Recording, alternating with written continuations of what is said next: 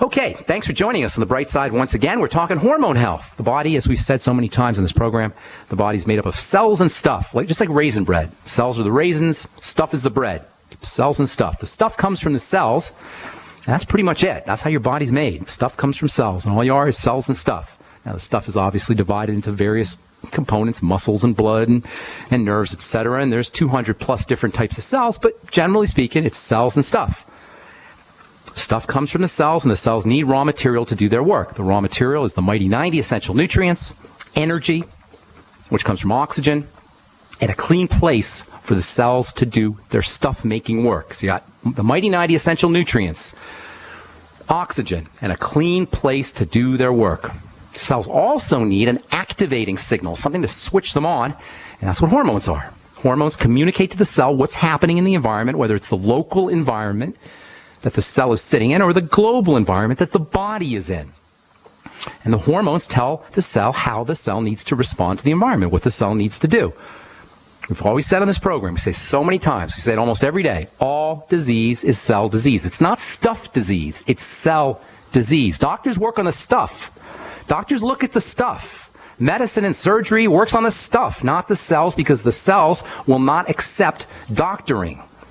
They can be poisoned, certainly, and they are poisoned with pharmacology. But if you want to work on your cells, you can work on it yourselves. In fact, you can only work on it yourselves through nutrition, the mighty 90 essential nutrients, deep breathing, and detoxification, or better yet, non-toxification, not putting the poisons in.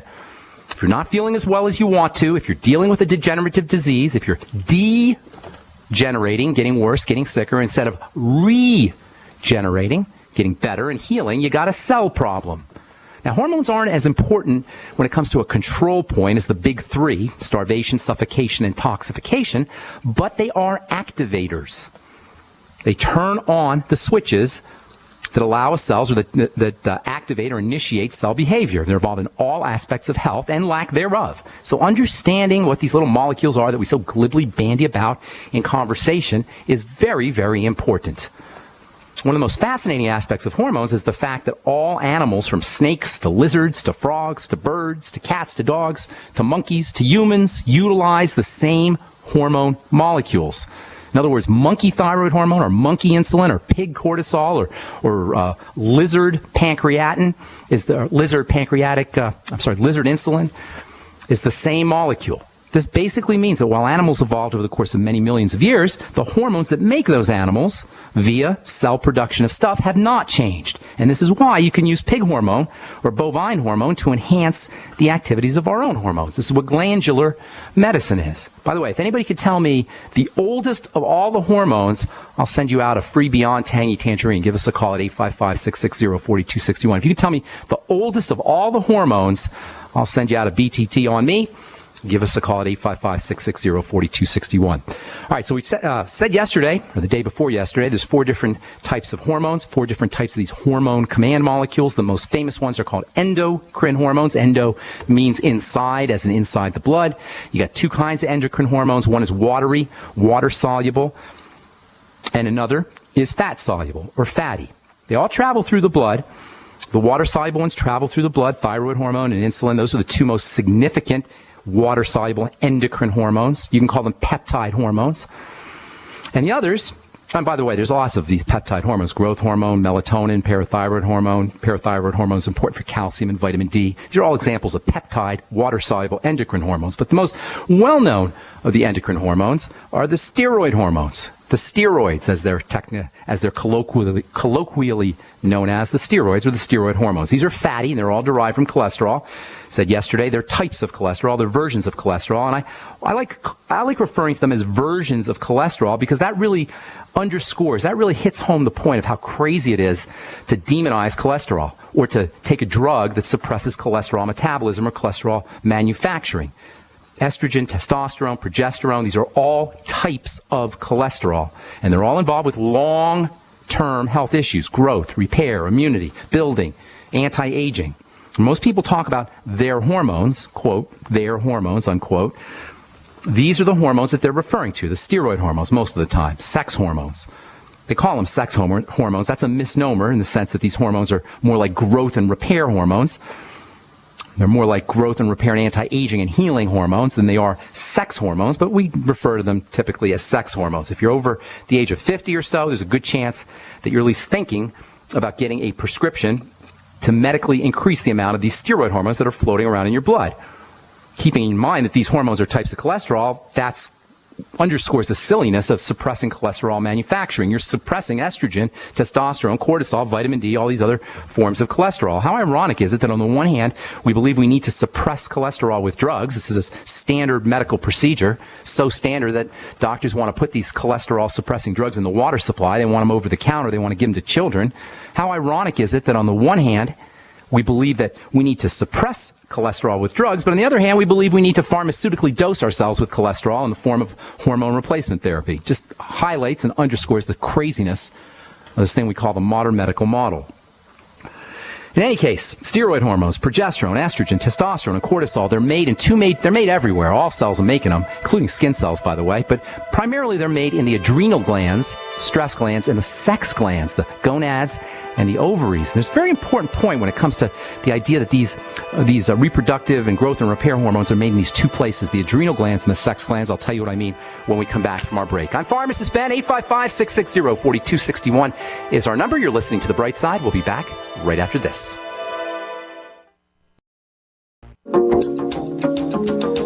Okay, we are back on The Bright Side. Got some lines open for you at 855-660-4261. No takers on my trivia question, oldest hormone, oldest of all the hormones. If you know what it is, give us a call, 855-660-4261. I'll send you out a free Beyond Tangy Tangerine. First person who can guess what the oldest of all the hormones, hormones is. Hormones have been conserved from an evolutionary standpoint for billions of years. Lizards make the same thyroid hormone that human beings make. Reptiles make the same insulin that human beings make. This is why you can take monkey hormone or pig hormone or bovine hormone and get the same kind of effects. You can get glandular medicine. That's how glandular medicine works. Typically, they'll use pigs or cows, but the hormones are all the same. Hormones are command molecules. They tell cells what to do. The steroid hormones all derive from cholesterol, and they're all made primarily in the adrenal glands and the sex glands. It's very important because the adrenal glands are your body's stress glands. Sex glands are the body's reproductive glands. After menopause, or as we get older, and our sex gland production of estrogen and testosterone and progesterone drop, especially for women, steroid hormones are supposed to come out of the adrenal glands. The adrenal glands are supposed to pick up the slack. You guys, you ladies, you don't need hormone replacement therapy because your adrenal glands are supposed to pick up the slack. Once your ovaries and the female reproductive system stops making estrogen, which occurs after menopause, the adrenal glands pick up the slack. If that's not happening, chances are you've got a stressed out adrenal system and a stressed out body.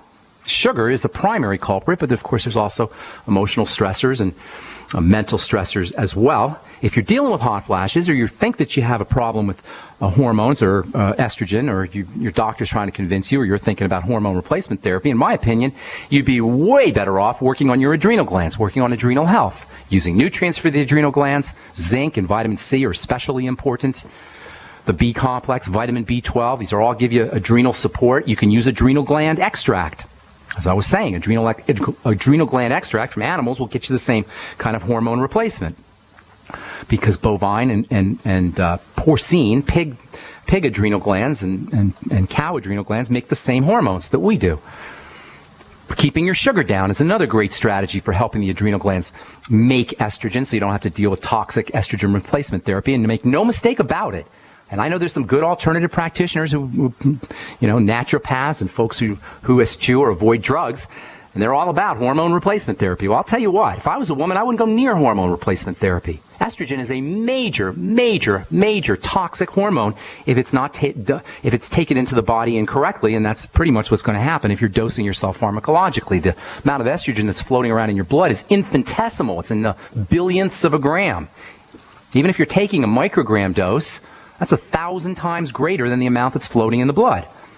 This is craziness. This is why, if you just Google estrogen toxicity, estrogen in cancer, estrogen in blood clots, estrogen in heart disease, you're going to get a whole bunch of information. Go to scholar.google.com so you get the real deal. You get the scientific information, not the propaganda. Not that scientific information is not sometimes propaganda, but at least you get some more hardcore research at scholar.google.com or pubmed.com. If you're a woman and you're being talked into hormone replacement therapy, keep your adrenal glands strong and healthy and unburdened before you dose yourself with pharmaceutical estrogen. The more stress a woman is under or a man is under, the more your adrenal glands will be converting your cholesterol into cortisol and not into the hormones of youth and repair. Did you guys get this? Cortisol is stress hormone. It comes from the same place that estrogen and testosterone and progesterone and the youth and growth and repair hormones come from. If your adrenal glands are diverting the cholesterol to cortisol because it's dealing with all kinds of stress, mental, emotional stress, nutritional deficiency stress, low oxygen stress, sugar stress, that's less raw material. It's going to be available for testosterone and progesterone and estrogen. And by the way, that also means you're going to be making more cholesterol. Sugar and stress will induce greater cholesterol production. You don't need a statin drug. You don't need it ever with a capital E. What you need to be doing, if you're thinking about a statin drug, is working on the production of cholesterol, working on why you're making too much cholesterol, and you'll find sugar behind that, and you'll find stress behind that as well. Stay away from blood sugar spiking foods. Use your deep breathing. Use your Mighty 90 essential nutrients, especially the ultimate EFAs, vitamin A, vitamin E, zinc, vitamin C, vitamin B, the whole B complex, which you'll get in the Beyond Tangy Tangerine, of course, and vitamin B12. If you're thinking about hormone replacement therapy, in my opinion, you'd be much more well advised, if that's the right way to say it, to get a vitamin B12 shot once a month. Everybody probably over the age of 40 or 50 would benefit from a vitamin B12 shot. Not all endocrine hormones are steroid hormones or derived from cholesterol, as we said. Other endocrine hormones that go through the blood, are made of protein or made of amino acids. They're protein-like. They're called peptides. They're watery. They're water-soluble, unlike the steroid hormones, which are fat-soluble. Thyroid hormone, insulin, melatonin, these are all examples of peptide hormones. And not all hormones travel through the blood. Endocrine hormones travel through the blood, but some hormones get squirted directly from where they're produced into various openings in the body, especially the digestive system and especially the skin. These are called exocrine hormones, not endocrine hormones, which go inside the blood, endo meaning inside. These are called exocrine hormones. One of the most famous of the exocrine hormones are the pheromones. Pheromones are hormones of attraction. They're hormones that come out of our skin and communicate to the opposite sex or the same sex what's going on with us in terms of our vitality, in terms of our health, in terms of our sexuality, in terms of our physical attractiveness. These are called pheromones, and like the endocrine hormones, they're also evolutionarily conserved, and insects make pheromones. Lizards make pheromones. The same pheromones we make are similar to the ones we make to communicate with each other. This is how ants talk to each other. Ants will squirt out a little hormone, and they'll drop it on the ground, a little pheromone hormone. They'll drop it on the ground. Other ants will somehow get the message that there's food somewhere or there's an enemy somewhere, all based on this exocrine hormone that the ant secretes. Exocrine hormones are secreted directly into the digestive system. They help us digest our food, help us process our food. These are make-it-happen chemicals. Like the endocrine hormones, they're make-it-happen chemicals that are secreted right into various parts of the body, unlike the endocrine hormones, which are secreted in the blood. Then there's another type of hormone that doesn't get secreted into the blood or doesn't get secreted into a cavity of the body like the digestive system, but rather these hormones get pumped out of a cell and then they activate cell's neighbors. Or they can actually do a U-turn and activate the cell that's secreted it, allowing the cell to self-activate. This is so cool. These are hormones that self-activate the cell that secreted them or sometimes activate the neighboring cells, the cells in the area. They'll literally secrete a substance outside of themselves. That substance will either turn around and activate the cell that secreted it in the first place, or it will activate cells that are neighboring. These are called autocrine hormones. Auto meaning self. Or sometimes they're called paracrine hormones, and these hormones activate the neighbors. Para meaning next to or neighboring. Autocrine hormones are hormones that activate the same cell that secreted it, and paracrine hormones are hormones that activate the neighbors of that cell. And you don't hear much about these hormones, but you know what, you guys? They are probably, if not the most important chemicals in the body, they certainly are right up there. I have to tell you, they're probably the most important class of chemicals in the body, in my opinion. They're more important than the steroid hormones. They're more important than the exocrine hormones. They're more important than the peptide hormones. They're more important probably than any other biochemical that the body makes, because they allow cells to have instant responsiveness to the environment. Instantly. Cells can respond to the environment via these autocrine hormones and paracrine hormones. And it's a shame that we don't hear a lot about them, because every single disease we suffer from, everyone, especially inflammation, involves autocrine and paracrine hormones. All right, I'm Pharmacist Ben. You're listening to The Bright Side. 855-660-4261 is our number. Got some lines open for you. We're coming back at you with more good health information on The Bright Side right after this. Our number is 855-660-4261. Got a couple lines open for you. Still waiting for an answer to our trivia question. What is the oldest of all the hormones? Anybody who can tell me that, I'll send you out a Beyond Tangy Tangerine on me. Oldest of all the hormones. We're talking hormonal health. There's 4 major kinds of hormones. The endocrine hormones, those are squirted in the blood. Peptide hormones and steroid hormones, those are the ones most of us think about when we talk about hormones. The exocrine hormones include pheromones. Those are sexual attraction hormones and communicating hormones that tell the outside world what's going on inside our bodies. Exocrine hormones are also secreted into the digestive system, into the digestive cavity. Exocrine hormones don't go through the blood. They go into the cavities of the body or a part of the body, externalized out of the body. And then you have the 2 hormones that react with cells, either the cell that secreted that hormone or the cell's neighboring cells. Those are paracrine and autocrine hormone, and they are, in my opinion, the most important molecules, biomolecules in the body. We don't hear much about them. You've heard of some of them, yet nobody ever told you they were hormones probably, and every single health issue involves on some level these autocrine or paracrine hormones. In fact, everything we do, every single thing we do somehow involves these autocrine and paracrine hormones. And here's a little tip for you, because we're not going to finish. I'm going to finish this up on our next episode, but I'm going to give you a little tip. They all involve essential fatty acids. Autocrine hormones and paracrine hormones are very dependent. In fact, in some cases, they come directly from EFAs, the ultimate EFAs, and deficiencies, by the way, in these autocrine and paracrine hormones can affect every health challenge that you can name. That means essential fatty acids to the rescue, you guys. Of course, converting those essential fatty acids into these autocrine and paracrine hormones is also important. This is something we'll be talking about here in the next few days. Okay, got an interesting article. Get your phone calls here in a sec if you're on hold. 855-660-4261 is our number. By the way, if you want to join the Bright Side Ben team, love to have you on my team. I'm looking for a couple of business builders. If you want to help spread the word, if you want to help change lives, if you want to get your products at the wholesale price, if you want to have a good, healthy business where you can earn residual income, even if you keep your day job, even if you like your day job. And of course, if you don't like your day job, you can earn residual income just by sitting at home. You can get a check when you're on vacation. You can get a check when you're on a cruise somewhere. You get a check when you're sleeping in bed. You get a check in the middle of the night. That's what's so cool about network marketing. And when you have a product line that supports network marketing, that supports health and is a network marketing product, you hit the jackpot. That's what longevity is all about. And I've been doing it for 17 years. Okay, let's see. I got this really cool article, and then we'll get your phone calls. Hang tight. We'll get your phone calls here in a sec. I found this really cool article, and I just wanted to share this with you.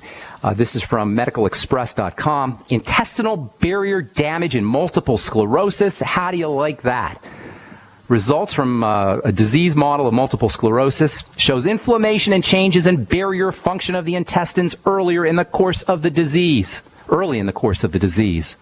You guys, how many times do we have to say this? The digestive system is primal, and I talk to people all day long with multiple sclerosis and autoimmune diseases, and nobody's telling them, and even the patients themselves don't believe that intestinal health and digestive health is the key to understanding autoimmunity, and especially this horrible disease called multiple sclerosis. All autoimmune diseases are horrible, but MS is particularly nasty. I have a good friend who calls me periodically from Atlanta, Derek. Hi, Derek, if you're listening. He got MS. We put him on a whole nutritional support program. He's a new man. He's not gone, but I can understand what he's saying when I talk to him. You guys, intestinal health is primal. Digestive health is primal. When I saw this article, it was like, no duh. I've been saying it for years, but now we got studies proving what I've been telling you guys for years. Intestinal barrier damage is the core, the fundamental core of autoimmune disease, of all diseases. And it's so tragic, because while there's no drugs that can help you with this, there's lots of nutritional strategies, and there's lots of non-toxic strategies, and there's lots of divine, God-given strategies. Nobody has to have intestinal permeability issues. Nobody has to have intestinal barrier damage. It's not like you're condemned to it. That means you're not condemned to MS. And that means you're not condemned to autoimmunity. And I know I say it all the time. I'm going to keep saying it. I'll say it till the day I die. because there's 100 million people who are dealing with these kinds of problems or more. It's not fair. Doctors, if you're listening, I don't know if you're listening, you should be. It's not fair. It's just not right.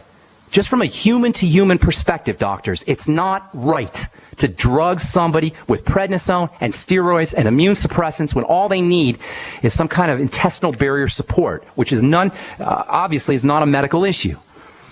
Anyway, this is from Medical Express. It's a study that was published in the scientific journal PLOS One, PLOS1, intestinal barrier damage and multiple sclerosis. All right, we're going to continue talking about hormones in our next Bright Side episode, specifically the autocrine, paracrine hormones, the ones that come from a cell and work on the neighboring cells, the ones that are involved in all inflammation, all disease, all health, and the ones that come from essential fatty acids and require a good, healthy fat metabolizing system. But we'll tell you all about that as we continue talking about hormone health. On the bright side, got full lines, and looks like some of you guys are on the ball with this, with my oldest hormone here. Let's see. Let's go to Ben in Kentucky. Welcome to the bright side. You have an answer? Good morning, Ben. Good morning, Ben. I've been listening to you. What's that? I think I know the answer based on listening to you from before. I've been listening for a long time. What is it? I'm going to guess epinephrine. No, it is not epinephrine. No, it's not epinephrine.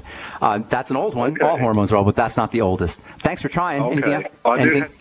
You have a question? No, I don't have a question. Okay. God bless you. God bless you, buddy. Have a beautiful day. Okay, let's see. Let's go to, Jessica wants to answer. What's up, Jessica? How you doing? Hi. I was just calling to answer your question about the oldest hormone. Okay, what do you got? Estrogen. Jessica, ding, ding, ding. How'd you know? I should know this. How did you know? Well, I've been talking to you periodically about a pituitary tumor that I have. Oh, yes. How you doing? How you feeling? I'm doing pretty good. You got me on a pretty good program. So you noticed some changes? I am, yes. Feel good better. Deal. And awesome. Yeah. Awesome. Now, how did you know it was estrogen, though? Was it a guess? Because it's not on the internet. I don't think it's on the internet. No, just you've been talking to me about how, the estrogen is underlying everything that has been happening to me. And, I've been doing my own research. And good deal. Not a wild guess, but, it was an educated guess. It was an educated guess. Jessica, right. do this for me. Send an email to ben@ksco.com with your address, your street address, and I'll FedEx you a Beyond Tangy Tangerine. Wonderful. Thank you. God bless. Good luck with everything, Jessica. I hope you get to feeling really well. Okay, bye-bye. All right. Been talking to Jessica for a while here. She had a pituitary tumor, and we were working with her, and she's doing better, apparently. Okay, 855-660-4261 is our number. Barry in L.A., I think we talked to you yesterday, right, Barry? Yes, that's right. And you had, remind me. Yes, I was diagnosed with polycythemia vera. Yes. And they say that this is a blood disease, and it's a genetic mutation. Well, yes, it is. It's true. That's all true. It's in the bone marrow. I'm producing too many red, white, and platelets. And they're not healthy. They're messed up, immature, not good cells. And there's lots of them. They clog things up. Yeah. You got messed up cells. Now, I don't know how long you're listening from L.A., is that right? Are you in Los Angeles? Yes. Are you listening? Los Angeles. Are you listening on the radio or on the internet? Right now I'm on the phone. No, I know. But when you listen to us, is it on the radio or on the internet?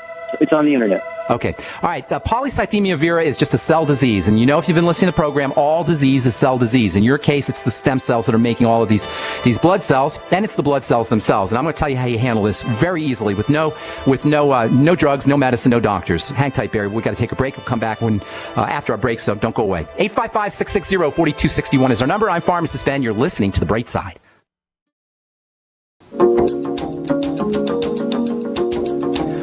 Okay, we are back on the bright side talking to Barry in L.A.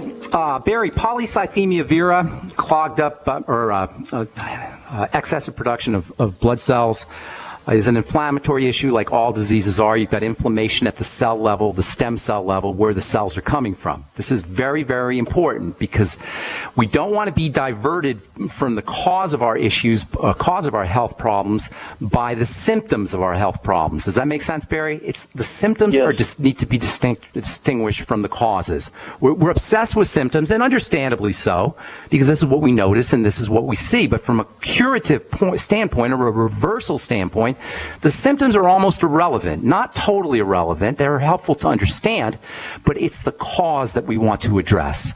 Now, I spoke to you yesterday, and I went psychic on you.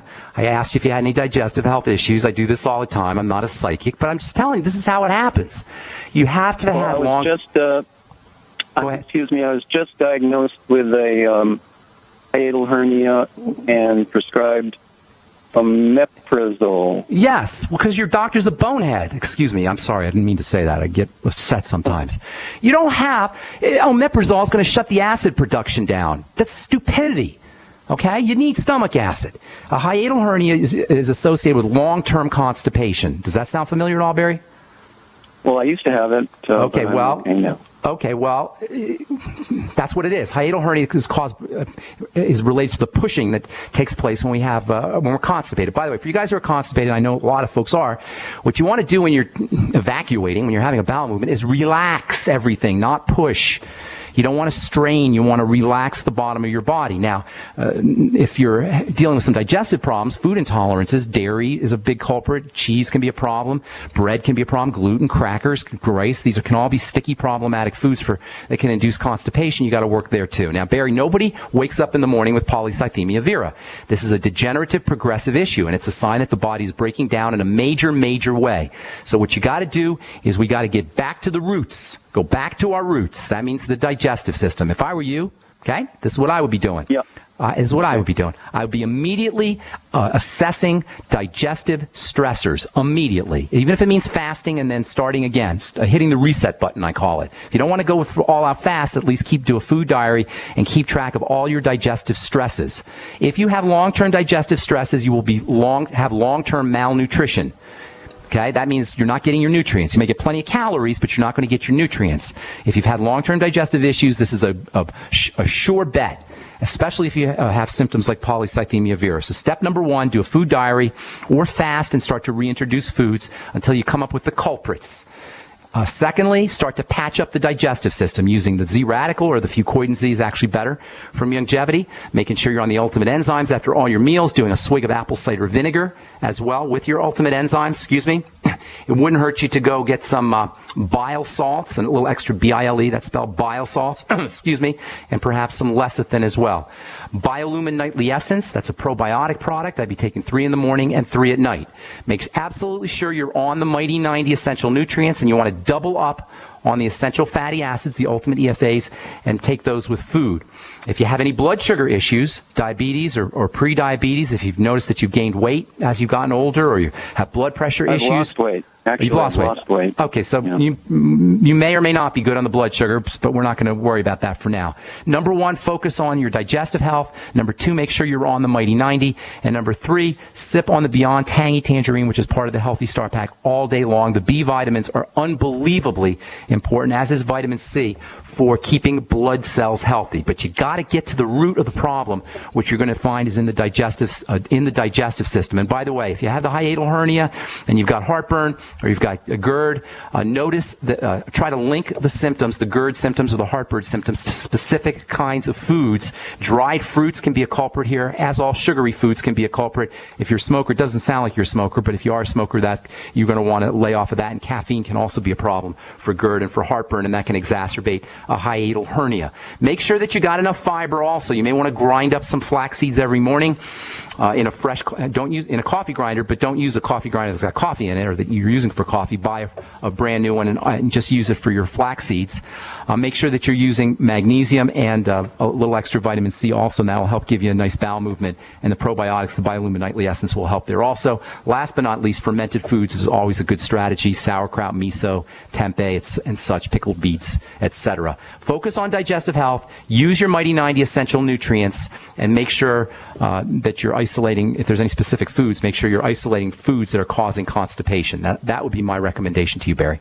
And stay in touch, will you? I'd like to hear how you're doing and how these recommendations are working out for you. Okay. Okay. Thanks, Ben. Thank you, buddy. God bless. Okay, Frankie, what's up? Cheesehead, is this you? Is this my cheesehead friend? What's up, buddy? Long time no talk to. Where you been? Packers got blown away. Packers got blown away yesterday. You know that. Doesn't look good. Well, I was sleeping. I was sleeping. I go to bed early now because I got a new job. But man, I'm doing great. everything that taught me that I was probably going to go down the same road as that guy you're just talking to of having a hiatal hernia if I didn't listen to what you told me. And so what? I remember. I talked to you like 2 years ago. Well, you and I have been talking for 2 or 3 years now, right? Yep, I have the fatty liver disease, and that wipes all that away just by taking the digestive enzymes, probiotics. Praise God. Man, I'm eating tons of sauerkraut. Nice. And that stuff's so good. I'm like, I'm going to be buying my own to make my own. Sauerkraut? I'm going to be buying the crock pot or whatever. Oh, nice. Nice. Yeah. What would you tell somebody? What would you tell somebody who's listening for the first time, or skeptical, or doesn't believe me because I'm not? I'm saying things differently from their doctor. Give them some advice. Well, I would say definitely listen to what Ben says because it really works. It's basically common sense. It is basically common sense. That's right. That's right. Good deal. All right, I got to move on, Frank. Thank you so much, buddy. God bless. Have a great weekend, man. Okay, take care. Been talking to Frank for 3 years now plus. He called me. He had fatty liver disease, GERD. He was on medicine, and we just put him on a program. And like he said, it's common sense, you guys. You don't need to be medicalized. It's common sense. Your doctor's not going to tell you it's common sense because he's got a mortgage payment. He's got kids to send to college. He needs to be deified and worshipped.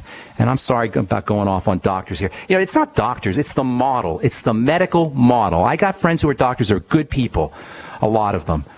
And they want to help. They got into medicine because they want to help. They just many of them have bought the model, the paradigm, hook, line, and sinker, and the paradigm is demonic. The model is disempowering. It's not the individuals, and we want to distinguish. And I'm sometimes guilty of that, and I apologize if I come across as hating the individuals. It's not the individuals. I hate the model. I hate disempowerment. I'm an advocate for you guys. You guys need an advocate in the health business. That's my role, is to be an advocate for the common person. I hate exploitation. No matter where it is, I don't like exploitation. I've been exploited, and I don't like it, and I know you don't like it. That's what this program is about. It's giving you the power back. It's not the program. The information gives you the power back. It puts health power back where it belongs, in your lap. All right, let's see if we can get one more call in. Dundee in California, welcome to the bright side. Hello? Hello, Dundee. We got about a minute. I've got an old root canal that's now infected in I'm sorry. That's awful. That's awful. Is it painful? Yeah. I'm dealing with it pretty well, but the dentist... Don't mess with it. Don't mess with it. Now that I just got out of a rant on doctors, sometimes you need antibiotics. Now, I'm not saying I don't know your condition, but if you have an infection in your mouth, you don't want to play around with it. That might be a call for some antibiotics. Colloidal silver might help you. Lugol solution iodine might be helpful as well. But personally, I would be, if you really seriously have an infection in the root canal, that is nothing to play around with. That can become miserable. It can go down and get into the blood, and it can shorten your life. I mean, it's nothing to play around with, my opinion. I'm sorry. Go ahead, Dundee. We're talking about cutting the gum and trying to clean out the infection. What's that sound like to you? I can't tell you because I don't know the exact condition. I can't see it, but I can tell you that's possible. It is a possibility that that's what they need to do. You might want to get a second opinion on that, but in the mouth, because the mouth is so filled with bacteria, you don't want to play around with it, especially if it's in the root. It's just nothing to mess with. Yes, I'm sorry. Go ahead. It sounds like even if you take antibiotics, that it doesn't go into the root. That's correct. They may need to clean it out. And again, I can't tell you on the phone because I don't know your exact condition, but I can tell you it's a possibility that when you have a root canal issue or a dental issue, that is one time when you might need to have some manipulation. That's not a degenerative disease. Most of what we talk about here is degenerative disease, when the body just continuously breaks down. An infection is a little bit different, especially if it's in the mouth. So I wish I had better solutions for you. That doesn't mean you don't want the Mighty 90, though. Vitamin C is very antibacterial. Vitamin E is very antibacterial as well. And as I say, colloidal silver might help you too. Sorry, that's all the time we have left. I hope everything works out for you, Dundee. God bless. All right. That is our program for today. Thank you so much for listening, friends. Check out my website, brightsideben.com. I'd love to have you on the Brightside Ben team. You and I can help change lives with nutritional supplementation. You can make some money at the same time. Click on the Join the Team link or call the Brightside Ben phone team at 866-735-2470. I'm Pharmacist Ben. Have yourselves a wonderful, awesome, spectacular day. We'll talk to you later, folks. Bye for now.